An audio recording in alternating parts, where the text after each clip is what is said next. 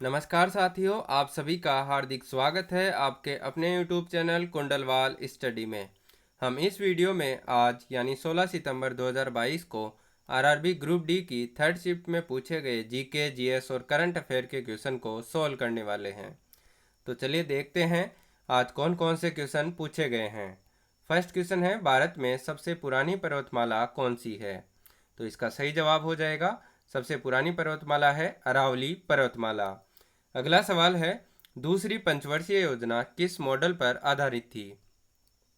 तो दूसरी पंचवर्षीय योजना आधारित थी पीसी महालनोबिस मॉडल पर।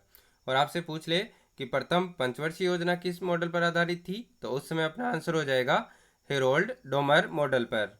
और तीसरी पंचवर्षीय योजना की बात करें तो इस पंचवर्षीय योजना को बोलते हैं अपन गॉडगिल योजना।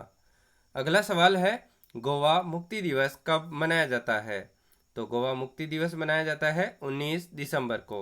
अगला सवाल है, गोदावरी नदी का उद्गम कहाँ से होता है? तो ये होता है महाराष्ट्र में नासिक के पास त्र्यंबकेश्वर पहाड़ी से। और बात करें गोदावरी नदी को क्या कहा जाता है, तो गोदावरी नदी को कहा जाता है दक्षिण की गंगा। और आपसे पूछ ले कि दक्षिण भारत की गंगा किसे कहा जाता है, तो उसमें अपना आंसर हो जाएगा कावेरी नदी को कहा जाता है। अगला सवाल है, कर्क रेखा कौन से राज्य से होकर नहीं गुजरती है? तो वहाँ पे आपको चार ऑप्शन दे रखे थे, उनमें से जो जिसमें से नहीं गुजरती है वो सही हो जाएगा। तो इसलिए अपन देख लेते हैं कि जो कर्क रेखा है वो कौन कौन से राज्यों से होकर गुजरती है। तो ये टोटल 8 राज्यों से होकर गुजरती है। वो 8 राज्य कौन कौन से हैं? वो है गुजरात, राजस्थान, मध्य प्रदेश, छत्तीसगढ़, झारखंड, पश्चिम बंगाल, त्रिपुरा और मिजोरम। अगला सवाल देखते हैं, राज्यपाल की क्षमादान की शक्ति किस अनुच्छेद में वर्णित है? तो राज्यपाल की क्षमादान की शक्ति वर्णित है अनुच्छेद 161 में। और यदि आपसे आगे आने वाली शिफ्टों में ऐसे पूछ ले कि राष्ट्रपति की क्षमादान शक्ति कौन से अनुच्छेद में है, तो उसमें अपना उत्तर हो जाएगा अनुच्छेद 72 में। अगला सवाल है, कॉमनवेल्थ गेम्स 2022 में पहला भारतीय स्वर्ण पदक किसने जीता है? तो ये जीता है मीराबाई चानू ने। और किस खेल में जीता है? तो ये जीता है वेट लिफ्टिंग में। अगला सवाल है, 2011 की जनगणना के अनुसार भारत में तीसरी सबसे ज़्यादा बोले जाने वाली भाषा कौन सी है? तो ये है मराठी भाषा। और ये कितने प्रतिशत बोली जाती है? तो ये बोली जाती है 6.86%। और आपसे पूछ ले कि भारत में सबसे ज़्यादा कौन सी भाषा बोली जाती है, तो उसमें अपना आंसर हो जाएगा हिंदी। और भारत में दूसरी सबसे ज़्यादा बोले जाने वाली भाषा पूछ ले, तो उस समय अपना आंसर हो जाएगा बंगाली भाषा। अगला सवाल है, 2022 के अनुसार भारतीय संविधान में कुल कितने मौलिक कर्तव्य हैं?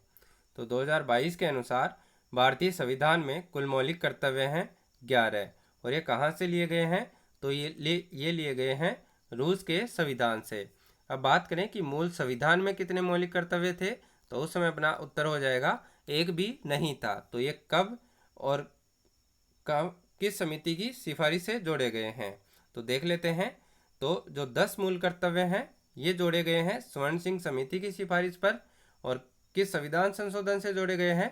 तो ये जोड़े गए हैं 42वें संविधान संशोधन 1976 के तहत। अब जो बच गया 11वां मूल कर्तव्य, ये जोड़ा गया है 86वें संविधान संशोधन 2002 के तहत। और ये कौन सा है? तो ये है 6 से 14 वर्ष तक के बच्चों को अनिवार्य शिक्षा से संबंधित। अब बात करें कि ये जो 11 मूल कर्तव्य हैं वो किस भाग और किस अनुच्छेद में जोड़े गए हैं, तो ये भाग 4A और आर्टिकल 51A में जोड़े गए हैं। अगला सवाल देखते हैं, चूने के पानी में कार्बन डाइऑक्साइड गैस प्रवाहित करने पर क्या होता है? तो कैल्शियम कार्बोनेट बनता है और विलियन का जो रंग है वो दूधिया यानी वाइट कलर का हो जाता है। अगला सवाल है, मानव शरीर में क्रोमोसोम्स की संख्या कितनी है, यानी गुणसूत्र कितने होते हैं? तो मानव शरीर में कुल 46 गुणसूत्र होते हैं।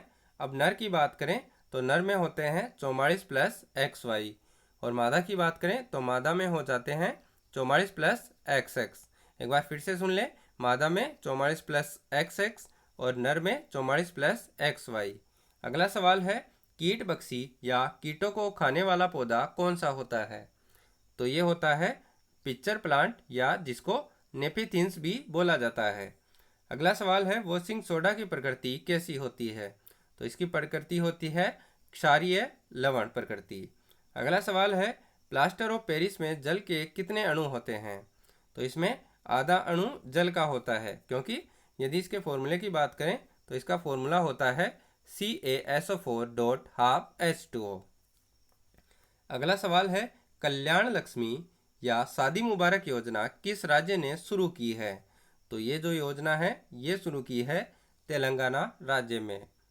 अगला सवाल है प्रार्थना समाज की स्थापना किसने की है? तो प्रार्थना समाज की स्थापना की है आत्माराम पांडुरंग ने। अगला सवाल है गंगा नदी को स्वच्छ करने के लिए प्रधानमंत्री द्वारा कौन सी योजना चलाई गई है? तो गंगा नदी को स्वच्छ करने के लिए जो प्रधानमंत्री ने योजना चलाई है उस योजना का नाम है नमामि गंगे। तो चलिए दोस्तों, इस वीडियो में इतना ही। यदि ये वीडियो आपको अच्छा लगा हो तो इस वीडियो को लाइक करें, अपने दोस्तों के साथ ज़्यादा से ज़्यादा शेयर करें और इस चैनल को सब्सक्राइब करना ना भूलें, ताकि आगे आने वाले वीडियोज़ के नोटिफिकेशन आपको सबसे पहले प्राप्त हो सके। और यदि आप इस वीडियो की PDF चाहते हैं तो हमारे टेलीग्राम चैनल कुंडलवाल स्टडी को भी ज्वाइन कर सकते हैं। मिलते हैं अगले वीडियो में एक और एनालिसिस के साथ। तब तक के लिए थैंक यू, धन्यवाद, जय हिंद, जय भारत।